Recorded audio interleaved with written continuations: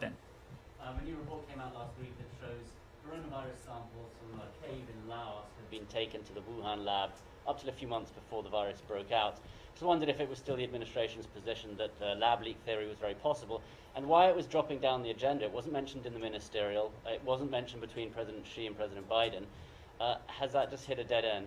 I would refer you to my White House colleagues, but I believe it was a topic of conversation between President Xi and President Biden.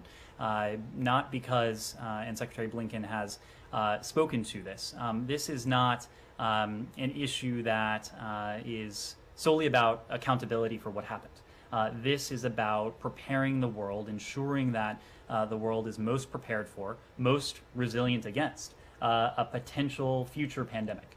And this is something that the Secretary discussed on his recent travel to Africa as well. It's not a question of if, it's a question of when we have another pandemic. And so that is why we are so focused on understanding the origins of the coronavirus pandemic, because only by understanding what has happened in the past will we be able to best defend ourselves here in the United States, but knowing that these pathogens, these viruses, don't respect borders. We have to ensure that the world, too, is as best prepared as possible. And so that is why you saw a focus, including in Dakar, where the Secretary visited the Pasteur Institute, such a focus on not only COVID and recovering from COVID, but also building that resilience, building that global health security broadly in Africa, around the world, knowing that we are only as strong as the weakest link when it comes to this.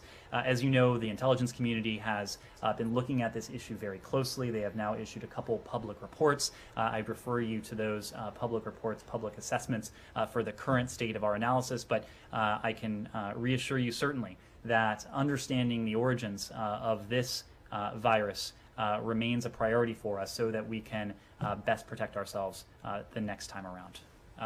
Let me just move